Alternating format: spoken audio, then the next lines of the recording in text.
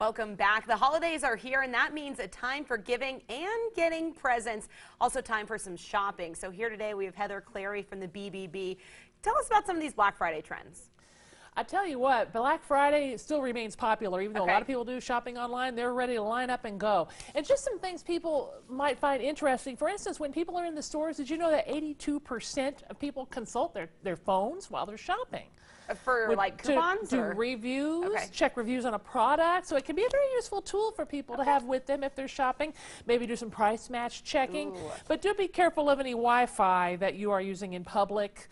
Because if you're trying to check your bank account while you're at it, that might not be so safe. So just something we want to mention. 41% of people bought something from a brand new retailer last year. So a lot of people are trying some new things.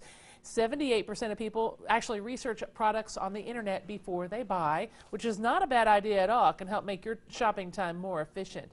And the busiest stores, maybe not very surprisingly, were cell phone stores and electronics type stores because everybody loves that stuff. So that's just some interesting tidbits of information about where shopping has been going. All right, sounds good. And let's say we get one of those presents that we don't really like. Yeah, can you talk to us about return policies? Yeah, I mean, there's always return policies, and if you're shopping, you should really take note of those. Stores are allowed to set their own refund and exchange policies, period, by law.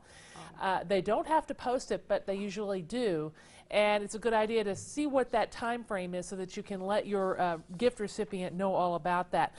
As for a gift receipt, that's one of the best inventions ever, I think, because it's something you can tuck right in with the gift, and if it's not quite right, the recipient can go back to the store.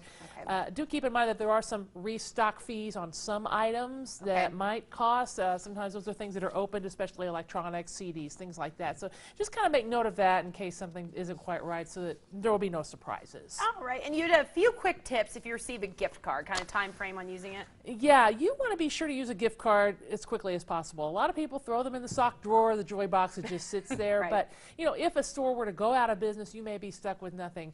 Also, now while the gift cards are not permitted to expire by law for at least 5 years, you can have what you call an inactivity fee.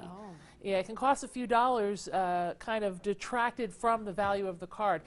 Don't buy them from iffy websites where you buy and sell them for cheap because you can't be too sure as what the value of the card is if you're trying to save some money. Buy it directly from the retailer or the retailer's website. It's the best thing to do.